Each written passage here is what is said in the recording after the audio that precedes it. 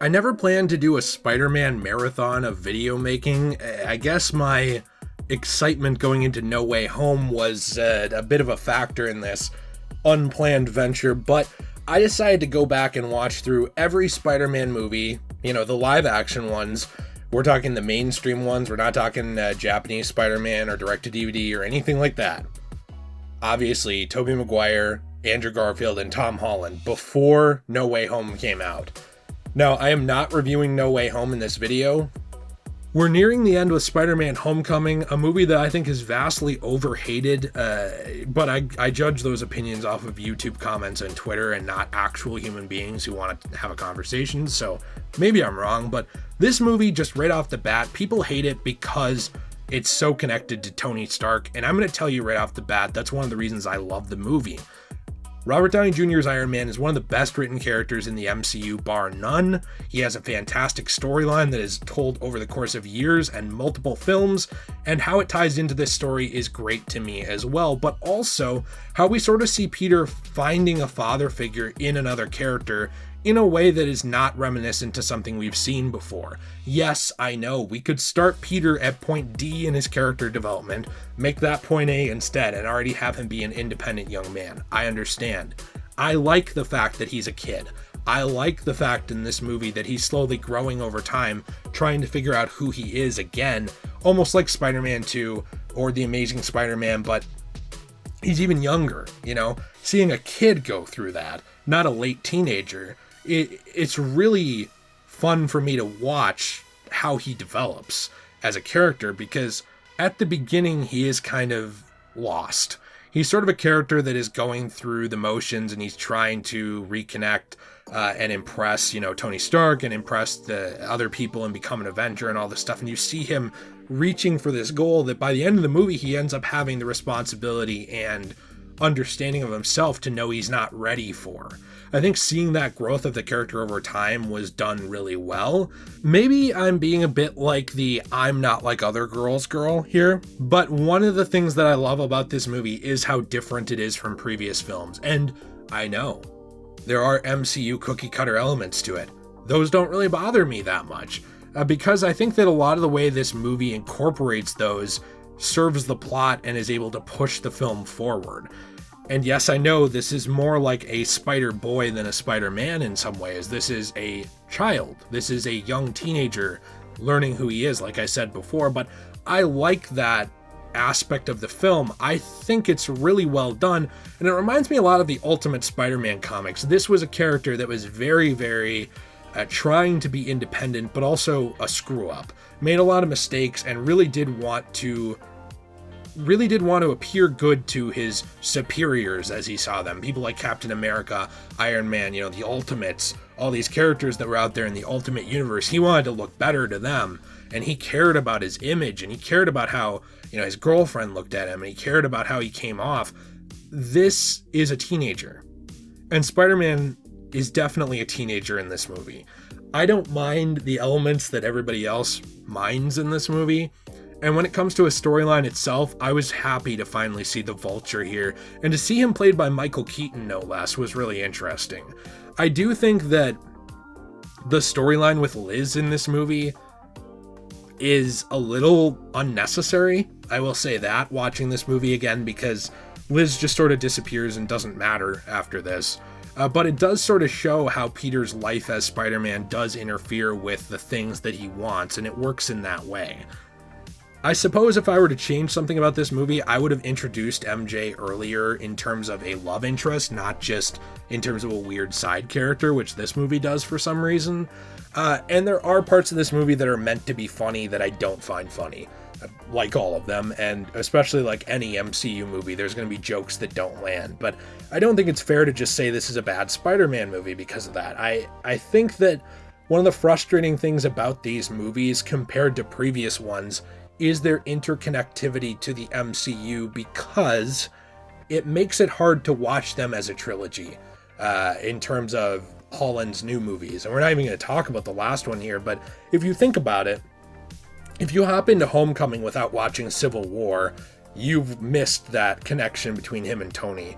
If you hop into Far From Home without watching Endgame or Infinity War, you don't care that Tony's dead. Stuff like that. You just don't care.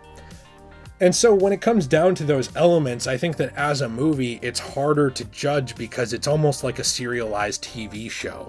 Like anything in the MCU, it relies very much on previous and upcoming materials, which both enhance it and act as a crutch.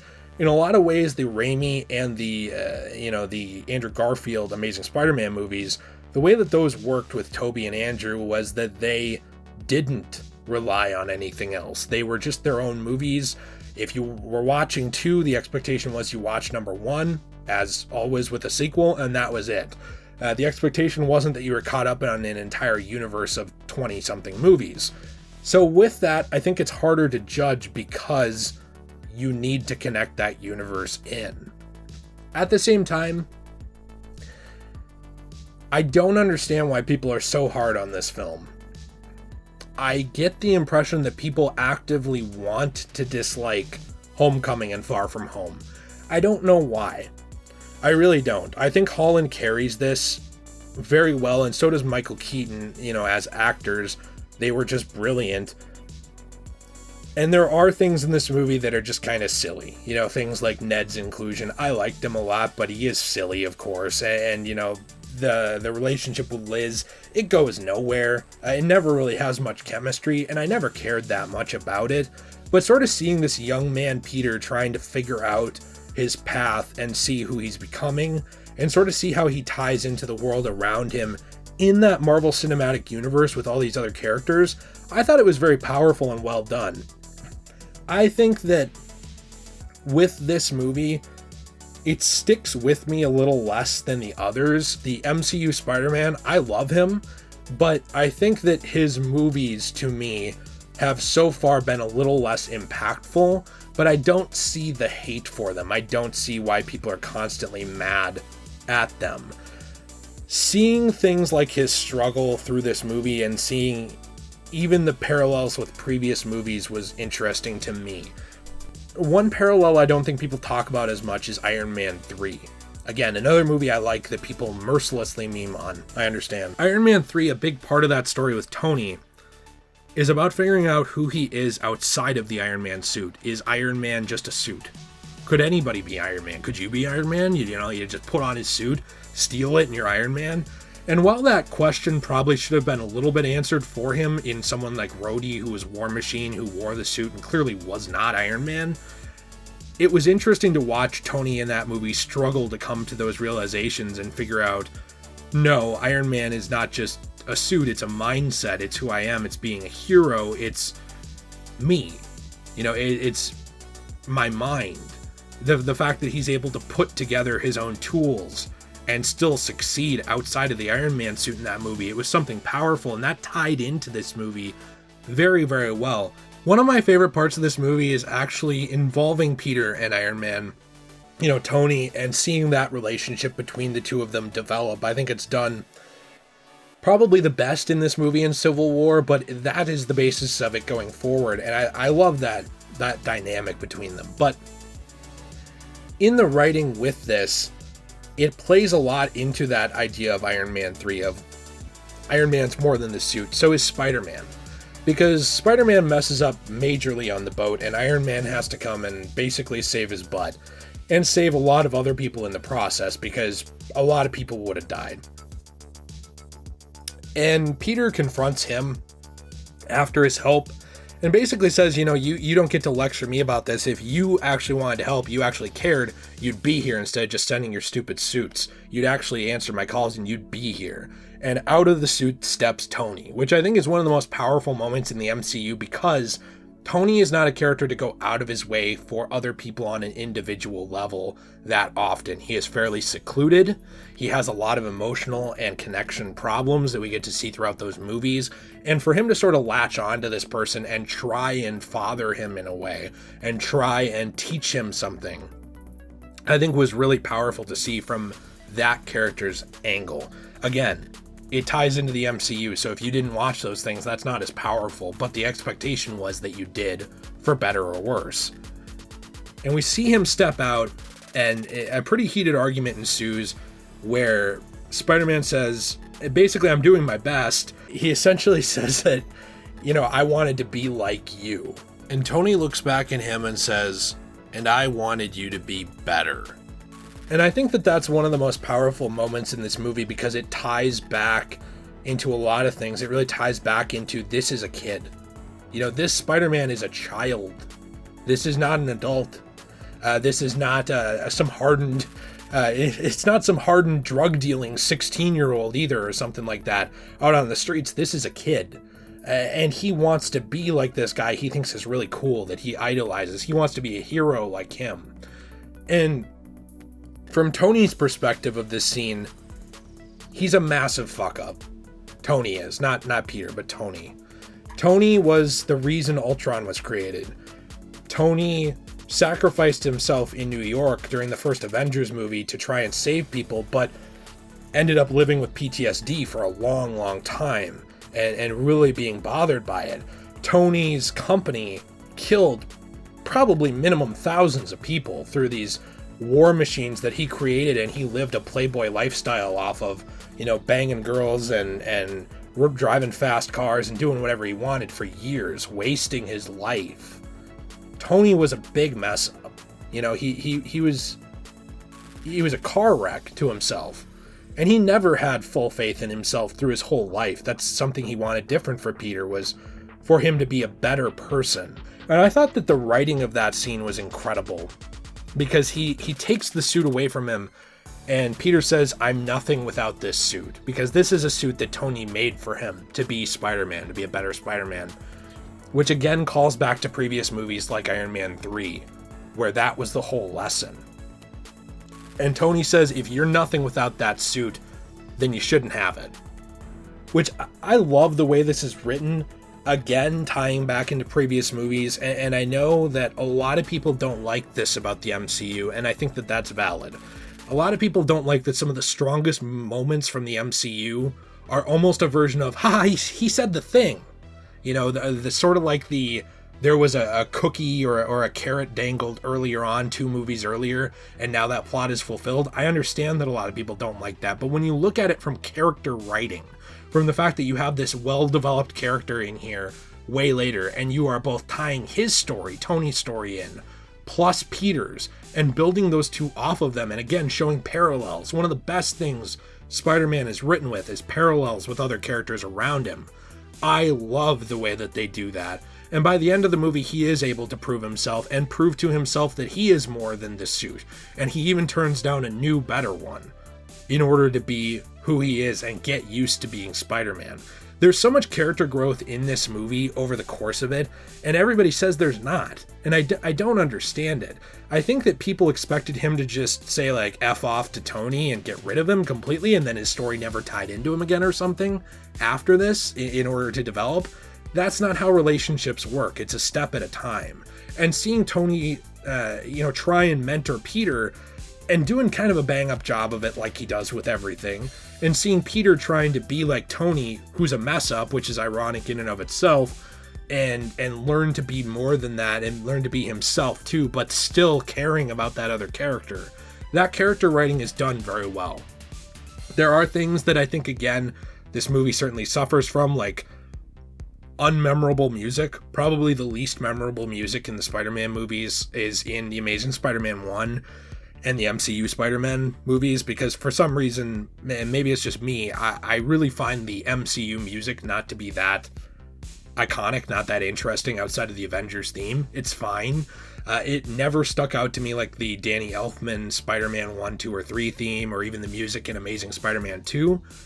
But, those are the things that, when those are the things that your movie does worst, music, and it's not really that it's distracting, it's just that it's not memorable, I feel like there's not a lot to complain about. I find myself liking the MCU Spider-Man a lot more than a lot of other people, and over time I've come to appreciate all these Spider-Men in different ways. But there is one left, and that is Far From Home.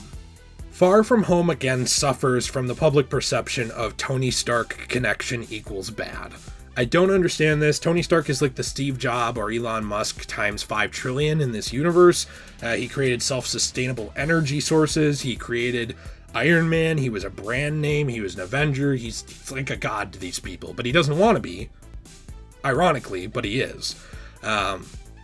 This is a movie that does definitely deal with Tony Stark a lot, and I understand why people don't like that. In some ways, this movie comes off more as an epilogue to Endgame than it does as the second MCU Spider-Man, which is both good and bad. It ties in very, very well to previous MCU entries, including Homecoming, but it doesn't feel as much like a sequel to Homecoming as Amazing Spider-Man 2 feels to ASM 1, or as the second Tobey movie feels to the first one. It feels very much, again, like a serialized TV episode. And because of that, there's definitely going to be people that don't connect with that element of the film. Now, the villain is certainly another story. I really like Jake Gyllenhaal in the role of Mysterio. I really enjoy how he fakes being good. And maybe I'm just an idiot. I knew Mysterio was a villain, but part of me was thinking, like, are they going to do a different villain for this movie? Like, are they just changing Mysterio's origin here and they're actually trying to start the multiverse or trying to make him a good guy? That's weird, but okay. And then when you sort of see the switch flip and you see how much of a manipulative prick Gyllenhaal's Mysterio is, I thought it was really, really cool. He plays off of the fears of Spider-Man in this movie, much the same way as you'd expect Scarecrow to play off of the fears of Batman. And I love the way that that's done, with even things like the illusions of showing Iron Man crawling out of the grave and blaming Peter for it, and sort of showing these tragedies to Peter that it's like, you could have done something about this. You're a failure. Seeing that stuff was really interesting to me. I think that where this movie excels for me, it suffers for others, because to me, this really did feel like a awkward teenage trip movie. There are things that are not funny in it, again, that I understand, at least to me, that are meant to be jokes, and I get that it's easy to latch onto those things and just not like other parts of the movie, but I don't really think that's fair. This movie did an even better job than Homecoming of stepping Peter out of the shadow of other heroes into his own light and making him grow over the course of the movie to become Spider-Man, and not just Spider-Man, the sidekick of the Avengers, or Spider-Man, the wannabe Avenger. He's Spider-Man. Again, I understand that some people didn't have the patience for that because it took too long to get there. They wanted to see Spider-Man by the, middle of the first movie, like we had seen in previous ones, where he's just on his own doing it. And I get that, but this is something that's part of a bigger universe than just that. I like how these movies tie together with the MCU. I'm really tired of feeling like I have to pretend I don't.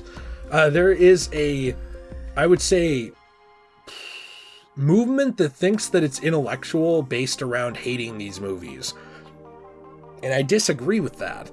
There are certainly, again, things that this movie does not do as well. Like, for example, I think the music is just not really interesting, again. And I think that it would have benefited from more practicality, practical effects, things that you can feel. I was going to use the example earlier, and you're going to be able to hear me, but a plastic bag. You see a plastic bag, and if it's CGI'd, that's fine. And I'm sure we will hit a point where it looks exactly the same, sounds exactly the same, and has the same weight. But when you actually hear it, when you feel like you can reach out and touch it, those kinds of things, that has weight behind it. That adds weight to your movie. And this movie doesn't have that. With Mysterio, I will say that his suit is so obviously CGI'd and fake that it can be distracting to people. I think the CGI is on another level where it looks real. But going into it, I know that bothers some older fans of the movies, and I do again understand why. It's not that isn't valuable. It's not that that's not true. Just like I would rather see Jack Skellington in a stop motion claymation type movie, than I would see him in a CGI movie. I would much rather see that. I'd rather see the Spidey suit actually fully real fabric that it feels like you can reach out and touch. I'd rather see things like that, and I think the MCU has had a bit of a difficult time doing that, but I also view it in a lot of ways like a cartoon, a very serious cartoon. I don't expect to be able to reach out and touch the 90s Spider-Man show and feel the fabric. My imagination fills in the blanks. And while I would really like to have that feeling back with these movies where I can do that, and I really wish it was, it doesn't make the movie bad that it's not. The plotline itself is fairly well done, sort of a grieving process movie tying into how Peter can simultaneously step out of the shadow of everyone else in his life while defining himself and finding out what he wants. Sort of trying to be with this version of MJ, which, again, you know what? I like this MJ. I really do. I don't see what's bad about Zendaya as MJ. I just don't. I know that there's people who are like, well, she's not a redhead and she's not white. I just don't care about that for this. You know, like, here's the thing with it. I'm not for changing up characters, like, drastically. Like, if you make Jon Stewart white, I just think it's stupid. If you make, trying to think. If you make Bruce Wayne black, to me, it's like, okay, well, like, you're just trying to, you know, check a list here, right? Jay from the future here, because I've been told by my legal department that I should further explain what I'm saying. Often when that change is made, it's from a place of tokenization. And I'm not saying that in like the ultra progressive way of like, hey, let's hit you with some ideology. But what I mean by that is that they will make a change like that, make a radical change to a serialized show or cartoon or comic book or whatever to boost sales and get people in the seat or to get people to throw money at it by appealing to a different audience. I never saw this decision in that same way. It never came off to me like, but wait a minute, let's market it off of Black Superman. Like something like we talked about that project before with Ta-Nehisi Coates, where the only pitch right now is what if Superman wasn't white, though? What if that was a thing? And that's the only plot point that we have. We're literally going into it by pitching the change. We're going into it with only that identity or only that racial or sexual or whatever thing in mind, and that is the point of it. I didn't personally get that out of this casting, and I'm going to tell you why. And one of the big reasons is because this casting actually allowed MJ to really be different from the Tobey Maguire version, to not just be a copy-paste from there or just a younger version of that character. It also allowed a actor who is really good in a lot of roles and is not in any way mid, as I've seen some people say, come in and give a different take on this character for a different group of people, a different universe. I thought that that was interesting, and I thought it was well done, and it never came off to me like, hey, listen, we got to get a certain type of person in here, or hey, listen, we got to make some changes here because this isn't good enough. And I'm going to be honest with you, there are some things in the MCU that do come off that way, but this just didn't. And I think that when we're getting down to that point for this character, a lot of people really nitpick it and they say, well, I wanted this, this, and this. And I think we got a good character, a great actress, and I'm excited to see where this actress and her character go in the future. I got the impression that Zendaya was cast in this role because she's good at the role, not because of what she looks like or because of who she knew or anything like that, but because she's a good character and a good fit with good chemistry with Tom Holland. And they have great chemistry throughout this movie, and they are able to sort of peel back the layers of this MJ and I guess sort of show that she's more than just a bit of a edgy weirdo. She's a character who, again, has more layers than that. She sort of keeps people at an arm's length by being a bit weird because of things going on in her own life, which I think are, I guess they are more understated than a lot of MCU movies, especially with things like him seeing just a glimpse of the text between her and I believe her parents and sort of seeing that tension and knowing, oh, there's stuff going on in her life too. I really like that stuff. And I really like that this MJ is again able to tie into the overall progression of the movie. This is a character that has weight to her in terms of not just being here to piss you off or not just being here to cause tension, but also to be a character that it feels like is on Team Spider-Man. I know that a lot of people don't like the team aspect of MCU Spider-Man. I kind of do. I kind of like that it's not just Peter this time around, but that he has a bit of a network of people who can help him. People like, Ned, or people like MJ who actually will tie into these movies going forward and who tied into previous ones and who I do believe are real people living in them and not just like narcissistic egomaniacs. I like that stuff. And I also really like where this movie ends up going. There are a few things I would have changed. I really do think, without having seen No Way Home yet when I'm reviewing this, the whole revealing Spider-Man's identity to the world, especially in a very, very fast fashion, comes off to me like it's done just for drama. And again, just to tease No Way Home and sort of create these massive stakes for the movies going forward. Peter Parker's identity as Spider-Man being a secret is a big part of the comics, and it's something that I don't really want to see done away with in the movies. And I was kind of disappointed to see that here. I know that there will be more tying into that going forward, but I'm just telling you, like, from here, that's disappointing to me to see with the character. The only time I was really happy with that happening was in the Ultimate Death of Spider-Man, where it's sort of revealed to the public, because there's no more stakes and it has a lot of weight behind it and emotional payoff to the storyline of that entire comics run of years and years. But here, with only 2 previous movies and a handful of other appearances, I thought it was way too early to introduce that storyline at the end, and I also thought that they were really doing a little too many fake-outs in this movie with Jake Gyllenhaal. I also am glad that they finally introduced the spider sense and fully had it develop and wrote it into the movie, because it is an integral part of this character. And I get the frustrations with the movie with things like not directly mentioning Uncle Ben, or still tying it to Tony Stark's plot, but I loved it. And I think that I'm losing my voice, so I want to be done because this is already an overly long video. But one of the things I loved watching these movies was realizing that there is not a single Spider-Man movie I don't like in some way.